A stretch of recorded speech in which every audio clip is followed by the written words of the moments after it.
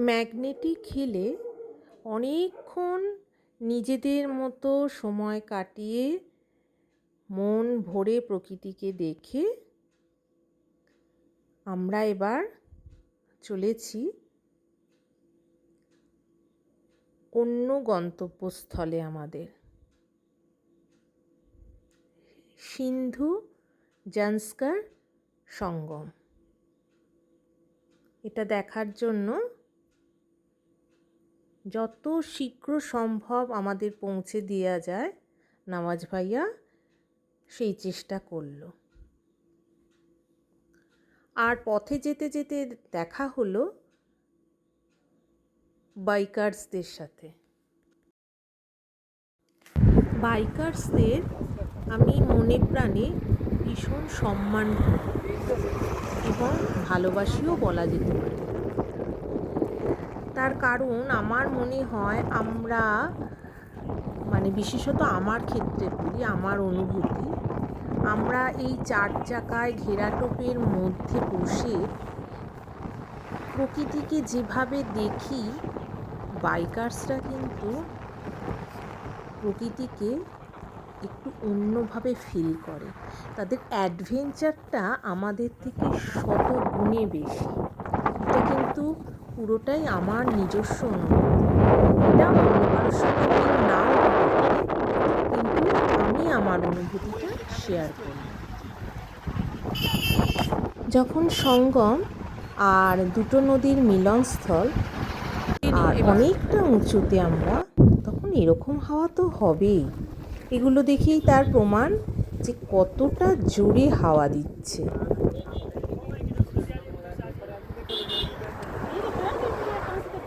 অজস্র পর্যটক এসেছে, তাদের মধ্যে বাঙালিও কিন্তু প্রচুর আছে। ভিন্ন জায়গা থেকে, ভিন্ন প্রান্ত থেকে, দূর দূরান্ত থেকে কত যে মানুষ এসেছে এই প্রকৃতিকে উপভোগ করতে, তার নৈসর্গিক দৃশ্য দেখতে, তা ভাবারও লাদাখের সিন্ধু আর জাংস্কার নদীর সঙ্গমস্থলে, সিন্ধু নদী যাকে ইংরেজিতে ইন্দাস বলে, এই দিক থেকে সিন্ধু এসছে, এই যে সিন্ধু, আর এই যে নদীটা এটা হচ্ছে জাংস্কার নদী। এইখানে যে মিলনটা হচ্ছে এটাই হচ্ছে সঙ্গম। সিন্ধু জাংস্কার সঙ্গমে আমরা দাঁড়িয়ে আছি। সম্পূর্ণ একটা সুন্দর একটা সাংঘাতিক রকমের ল্যান্ডস্কেপ, চতুর্দিকে পাহাড়, তার মাঝখানে এই হচ্ছে সঙ্গম। আমরা এখন ওপর থেকে সঙ্গম দেখছি, পরে আমরা কাছাকাছি যাব। এখান থেকে আমরা দেখতে পাচ্ছি নিচে র্যাফটিং করার জন্য সমস্ত র্যাফটিং বোর্ড, যারা র্যাফটিং করে। আর লাদাখের এই অসম্ভব সুন্দর প্রাকৃতিক দৃশ্যের মাঝে আমরা আজকে দাঁড়িয়েছি।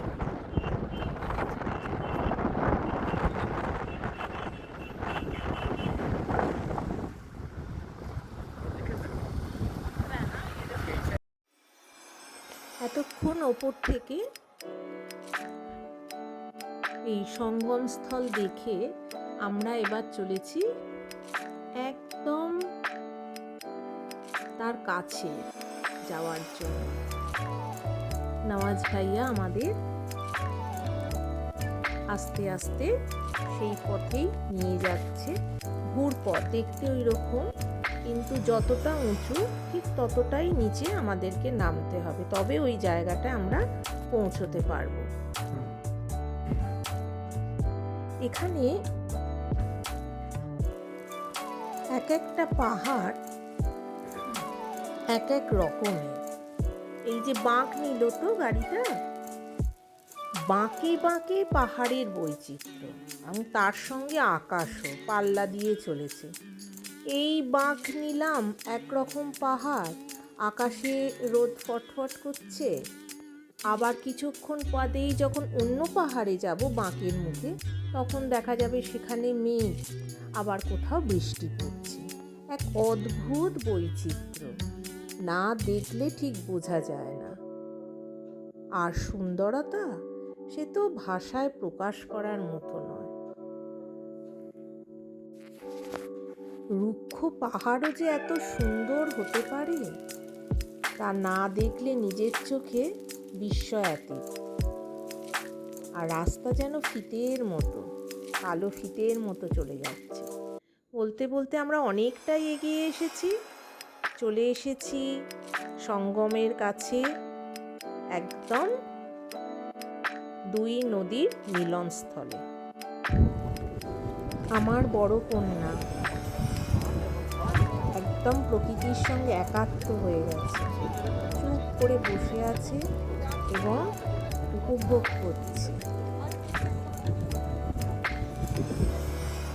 ওর সাথে সাথে আমাদেরও তো এটা স্বপ্নের ট্যুর, শুধু কেনই বা বলবো ওর স্বপ্নের ট্যুর, স্বপ্নটাও দেখিয়েছে আমাদেরকে, কিন্তু আস্তে আস্তে দেখলাম এটাও আমাদেরও স্বপ্নের ট্যুর হয়ে গেল, আমাদের সকলের।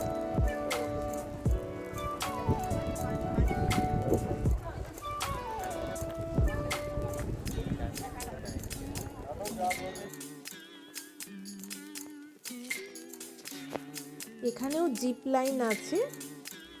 তা আমার বড় মেয়ের খুব অ্যাডভেঞ্চারের শখ, তো তা আমি বললাম যে হয়ে যাক তাহলে এখানেই। বললো পাগল হয়েছো, নিচে জল থাকবে আর আমি জিপ লাইন করবো? যেখানে নিচে বালি থাকবে সেইখানে করব, এখানে নয়, এখানে অনেক রিস্ক আছে। তাই আমি বললাম তাহলে চল দেখি, পরের যেখানে যাব গন্তব্যস্থলে সেখানে থাকলে করে নিবি। বললো একদম পাক্কা। বললো ছাড়বে তো? আমি বললাম হ্যাঁ হ্যাঁ, তুই যদি করতে পারিস। এখন আমরা একেবারে সিন্ধু আর জাঁসকার সঙ্গমের একদম কাছে দাঁড়িয়ে আছি, দুটো নদী এসে মিশছে।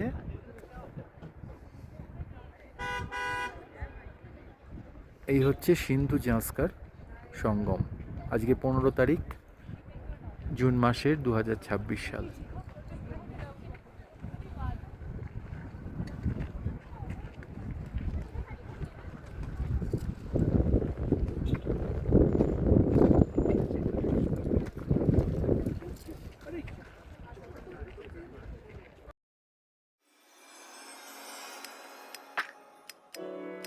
তিনশো 65 দিনের মাঝে যদি সময়টাকে এইভাবে চুরি করে নিয়ে এইরকমভাবে উপভোগ করা যায়,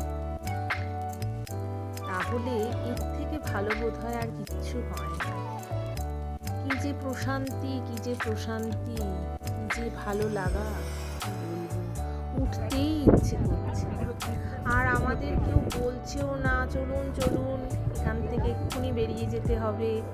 এটাই বোধহয় কাস্টমাইজ ট্যুরের মজা, এটাই বোধহয় কাস্টমাইজ ট্যুরের আনন্দ, সুযোগ সুবিধা, যাই বলতে পারে। নিজেদের মতো করে ঘোরা কিন্তু যায়, নিজেদের মতো করে শুধু ঘোরা নয়, যা খুশি করতে পারো, কারণ সমস্ত সিদ্ধান্তটাই আমাদের। আমরা কখন উঠবো, কতক্ষণ থাকবো, পুরোটাই আমাদের ওপর। হ্যাঁ অবশ্যই ড্রাইভারের কথা অনুযায়ী তো চলতেই হবে, কারণ আমাদের থেকে তারা ওয়েদার সম্পর্কে ভীষণ ওয়াকিবহল। তারা বুঝতে পারে কখন ওয়েদার ভালো হবে আর খারাপ হবে।